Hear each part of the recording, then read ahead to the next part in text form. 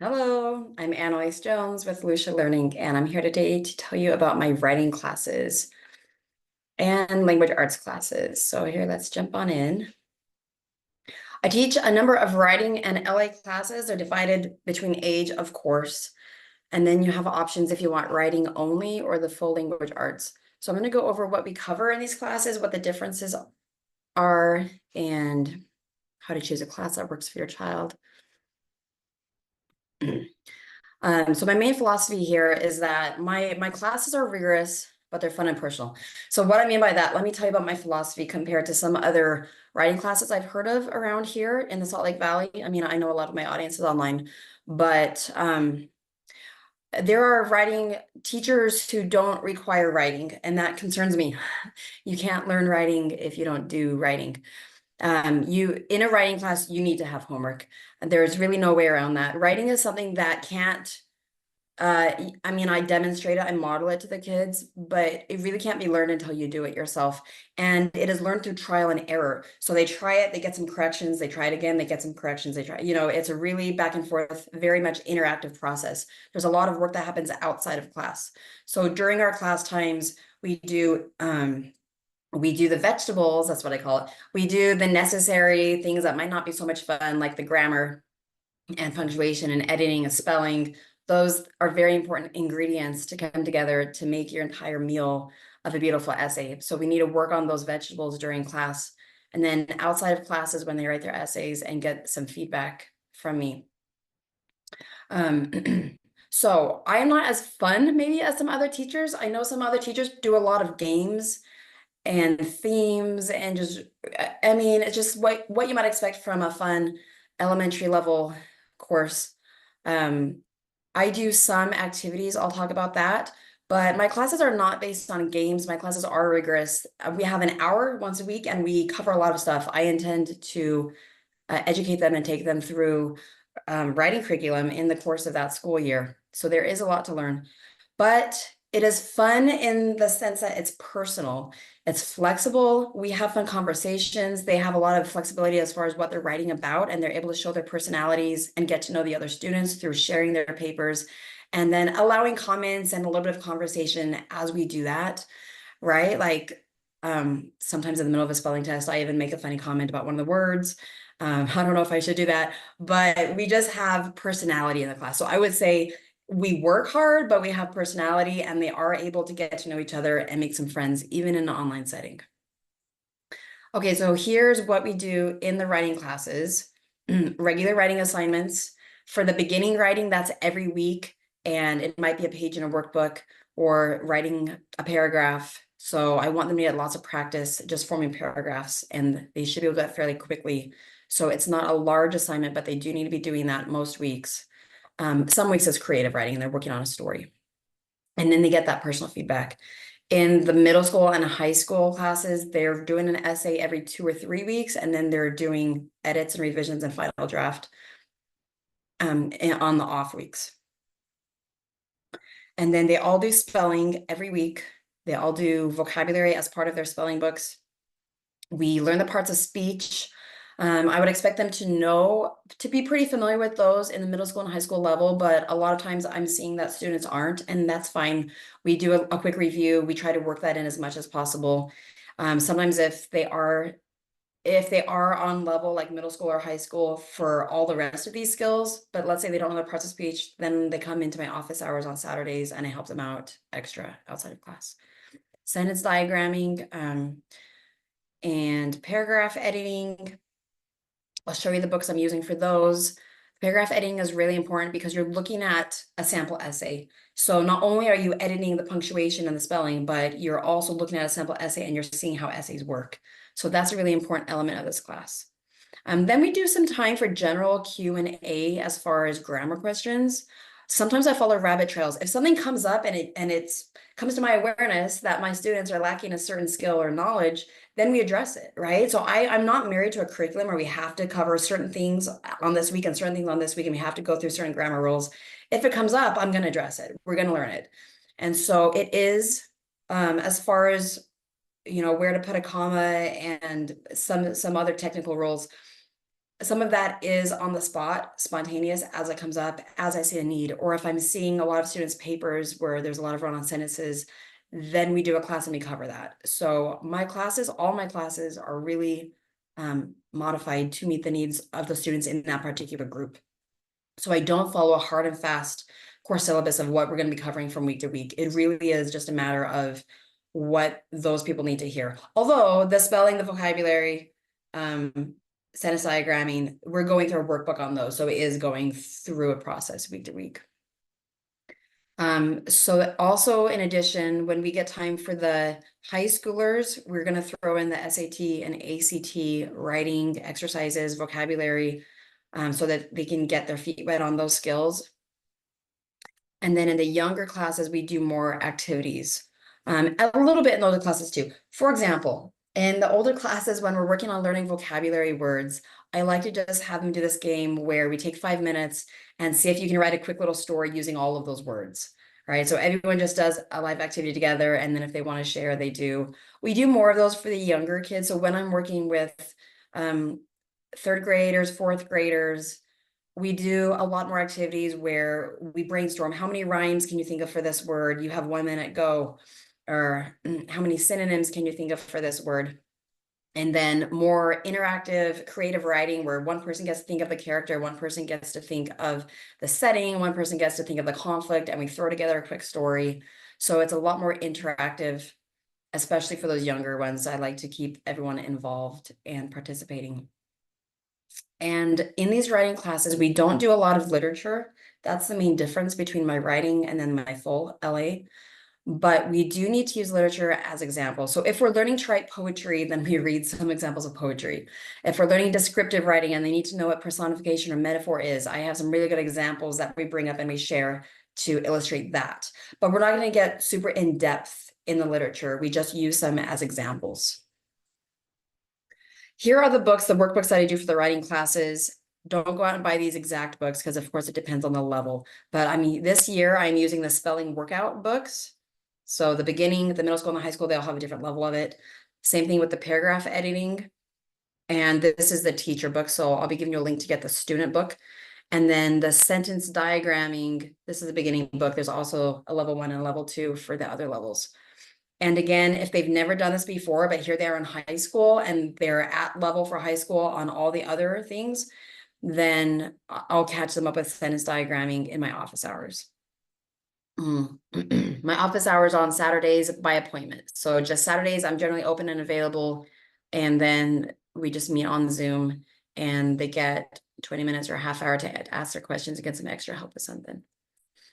Okay, the writing levels, let me get more specific on these 3 different levels in my classes. I've got beginning and then middle school writing and then high school writing.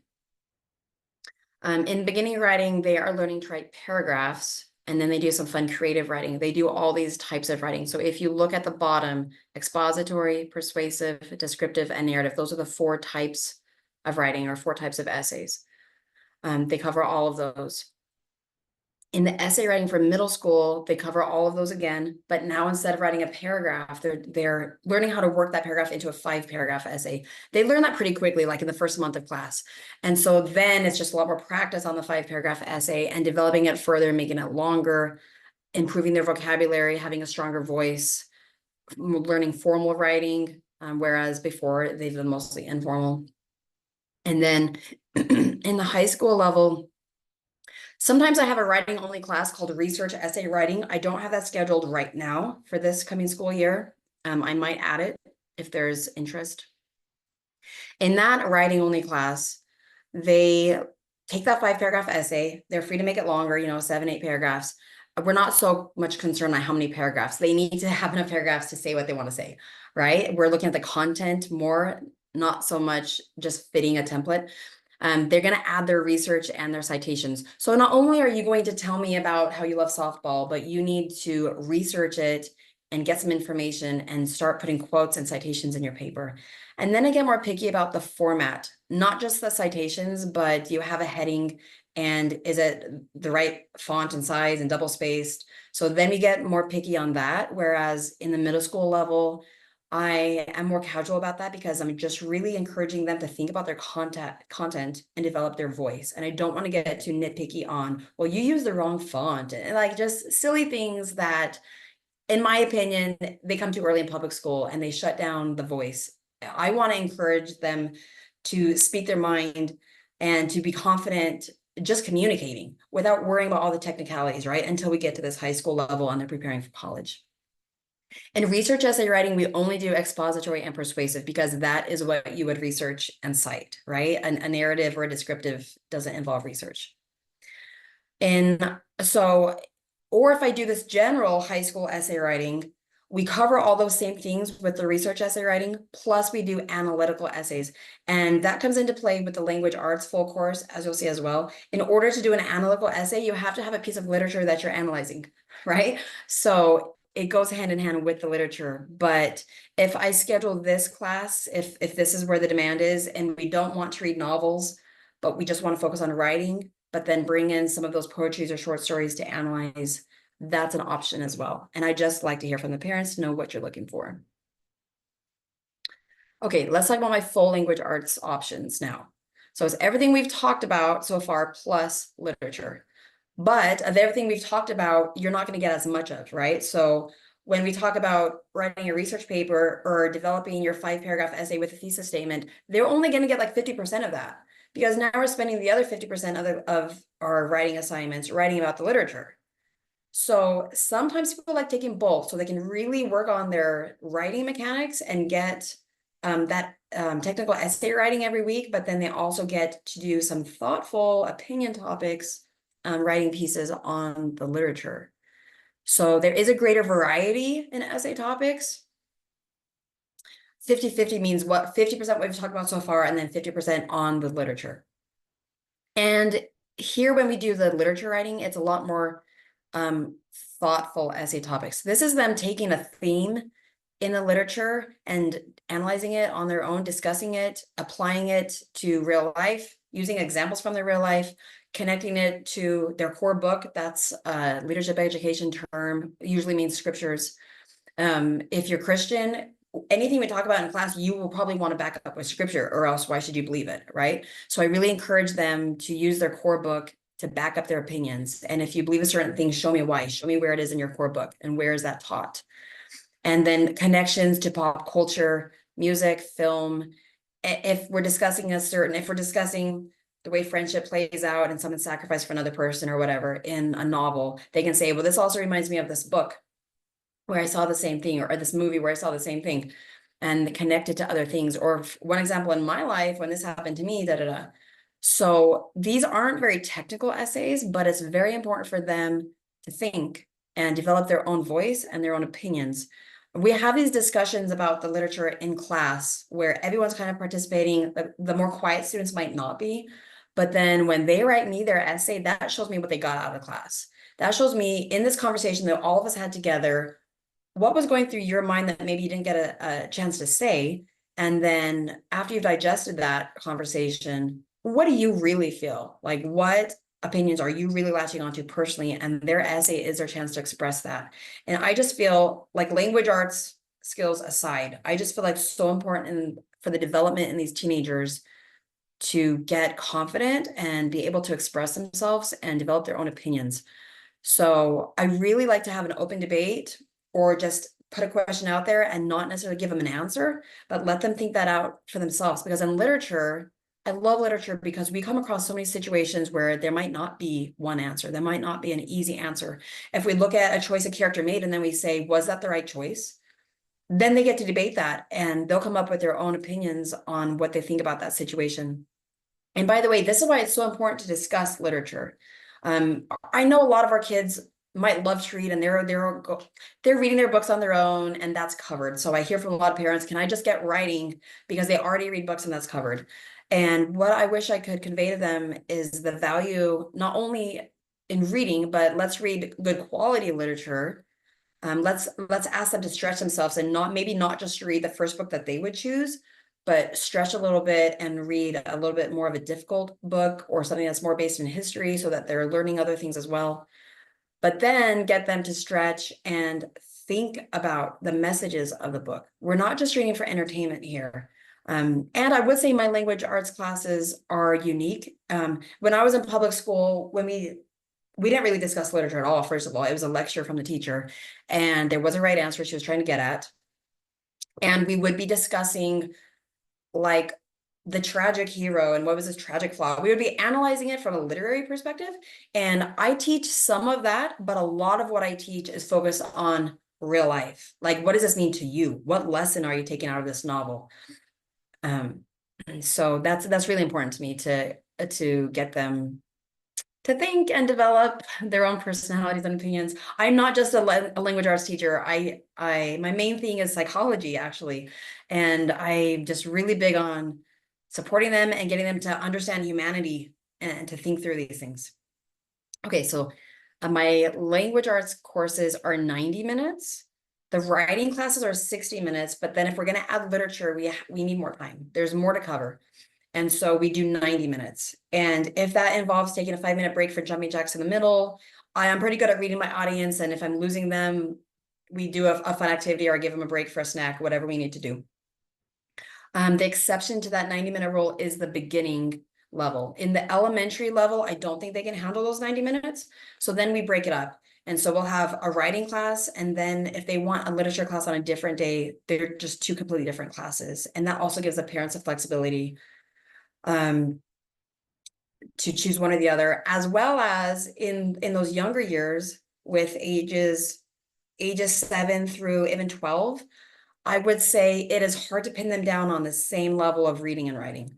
You'll have kids that read that are still wondering how to write a paragraph. So they need beginning writing, but they're ready for more advanced literature, or vice versa. So that's another reason that sometimes I just separate them.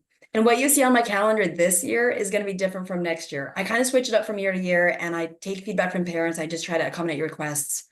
So last year, everything was separate. For all the ages, they had their literature and then they had their writing, and they could pick and choose. This year, I am combining the full language arts for the middle schoolers and the high schoolers. Okay, let's talk about what literature is covered in these classes. In the beginning level, we do the fun stuff. They need to get familiar with just the tall tales. They might not know about Pico Spill, the fables, Aesop, and then general stories and poems. And then to make it interesting, they really love this doing readers theater, where I pull up a script and we assign parts to everybody, so they all get to read together and participate. And then they get to use their cute voices, like if they're the witch or if they're the cute bunny rabbit, then they come up with their voices, and they have so much fun doing that. In the middle school level, we are covering poetry, getting into more of the classic poetry and the classic short stories. Are still choosing some short stories that are G-rated because sometimes that's an issue. Historical fiction and the award-winning novels are what I'm choosing from. I don't generally have them read classics unless there's a shorter classic like The Giver. But a lot of the classics are still too difficult in the middle school years. We might do an abridged classic though. I'm a big fan of the abridged classics so that the children can get more familiar with those and they can start talking about the themes and the issues that come up in those, as well as the historical context. For example, A Tale of Two Cities, right? You wouldn't have a sixth grader read that novel, but in a abridged version, they can get a lot out of it and start learning about what happened there in the French Revolution.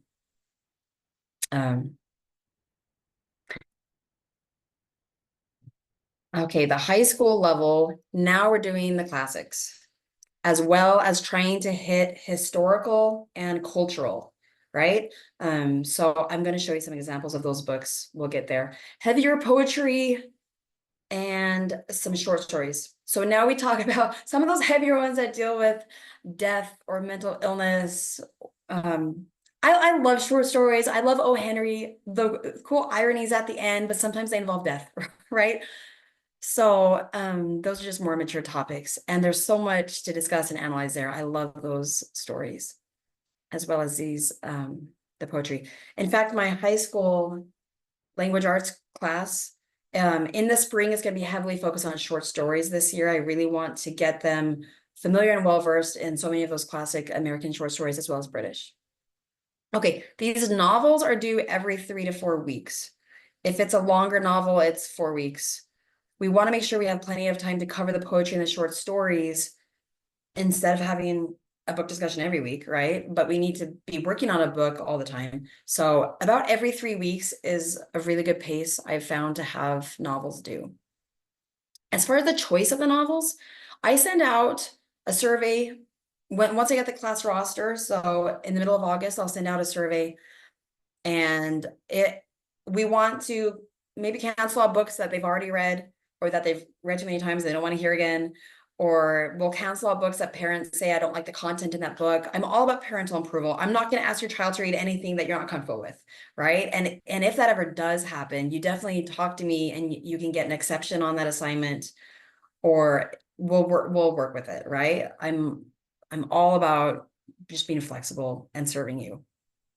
So everybody will have input on the exact books we read.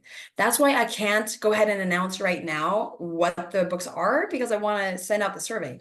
But I'm going to show you some examples of the books I like and the books that I offer as choices. Here's the beginning level. These are about a 5th grade reading level. And these are 4 of my favorites. There's a lot to discuss in these books, as well as learning some historical context.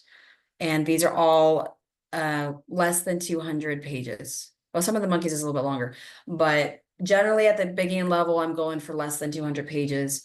I want to avoid too much mature content. There's a little bit of mature content in Letters from Rivka, but I will always tell the parents that upfront and let you make your choice if we want to avoid that book altogether, or if one family is going to skip that week, or we'll just talk about that and see what we can do. In the middle school level, here we have 3 historical books. Just so much of the great middle school books are historical. That's how it goes. Plus, it's just a great way to learn history. Me personally, I never liked history textbooks. I could not remember. History was my worst subject in school. I still got A's and B's, but I just didn't retain anything. But once I started reading historical fiction, and now I have a heart connection with that character or with that place, and I understand more the context of what was actually going on and what it was like for the everyday people, not just the names of the battles and the dates. It just brings history to life. Last year, I taught a specific literature class, just the history through literature. Everything was history. All of our short stories and poems were history based. And then the students did presentations on history. So I love that class. Let me know if you're interested in that this year. I can always add something in. And occasionally I'll do other specific literature classes, like, hey, we're just going to do sci-fi and really dig into that, or fantasy or dystopian. So we'll pick a genre and take a semester reading 4 or 5 books just in that genre. That's kind of fun to do. Messenger, I'm not sure if you've heard of that one. The Giver actually has a few different sequels or companions, and Messenger is my favorite, maybe more than The Giver. These are so important. I think a lot of students have read The Giver, but Messenger is just as much, if not better, as far as so much discussion about ethics and life lessons. And there's a Christian element in that book as well. Personally, I like bringing the Christian element if I have a Christian audience. It just depends. That's kind of flexible as well. The high school books, I would really like to do A Picture of Dorian Gray this year, because I didn't teach that last couple years. The Rent Collector, I did teach, but I loved it.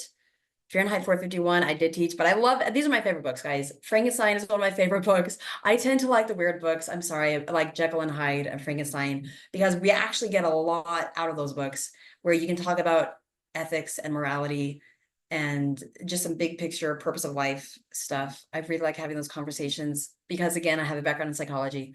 Pride and Prejudice, this is one I really like to do, but if there's too many boys in the class, we don't. I tend to get complaints from the boys, but hey, they should be stretched and get familiar with that as well. Okay, here's my schedule for all these classes we've talked about. My beginning writing is on Mondays. My essay writing is on Wednesdays. I've got 2 options for middle school language arts, Monday afternoon and Tuesday morning. High school language arts is Friday morning. Now, I don't have very many sign up for my high school language arts, so this class is right now tentative. It's flexible. Please give me your feedback. If we want to change this to just a research essay writing class, or whatever modification we need to do, I'm open to changing that. And if we change it to something that's 1 hour, I could also put it into one of these empty time slots. I'm totally open to your feedback. So those are my writing classes. And then you can also get a little idea here of, I also teach math between 4th and 8th grade. I also teach psychology, leadership and personal development, finance and entrepreneurship. So those are my topics. I also teach zoology, not scheduled right now. And film. Okay, so I do want to bring this up. If you have reluctant readers and they're not going to read a book every 3 weeks, another class I love teaching that's actually very, very similar. It's just film instead of novels, right? So, and some of those films are the same stories. It's just the movie version, but we can have the same conversations. We can discuss it, and then we can write essays about it. So I'm doing that currently as a summer class for the elementary age group, and we're having so much fun. They watch a movie every week. They come and talk about their movie, but I have a list of discussion questions. And so we're digging out the characterization, the conflict, how did that get resolved? We talk through a lot of things as well as historical context, and we learn through watching those movies. And then if it were in the school year, I would have them write an essay about what they learned. So that's a class I'm also considering adding to my schedule if things get switched up. All right, here's where you can find me. Reach out to me with questions. I don't mind phone calls. Text me anytime. There's my email address and the website where you can get more information about my overall philosophy. You can read some reviews, people who have enjoyed my classes. I do both online and in person. I do tutoring individually, or I do these classes. I'm looking at adding as many classes as I can this year, so I might not have a lot of time for tutoring. I do a lot of tutoring over the summer. My in-person classes, that goes by request. If you say, I want to host a class, if you live in Salt Lake County or maybe northern Utah County, I want to host a class, I've got 5 friends, and I say, okay, let me advertise and see if I can find a few more. We'll pull in 6 to 10 students around your dining room table or on a couch with clipboards, works as well. And I can come to you and teach a class that you host out of your home. If there's room in my schedule is filling up again, but let me know if that's something you're interested in, or keep it in mind for future years. And then again, on the bottom here, these are the subjects I cover: writing, literature, math, that includes economics and finance, and then psychology, that includes leadership and personal development options. Okay, so that's me and that's what I do. I'm sorry, at some point in this video, my webcam got really bad. My video went horrible. Bear with me, I'm sorry about that. But thank you for joining me, and just reach out to me, let me know what questions you have. And then if you want to register, you go to the website under programs, and then you'll see the information there. All right, so thanks so much for joining me.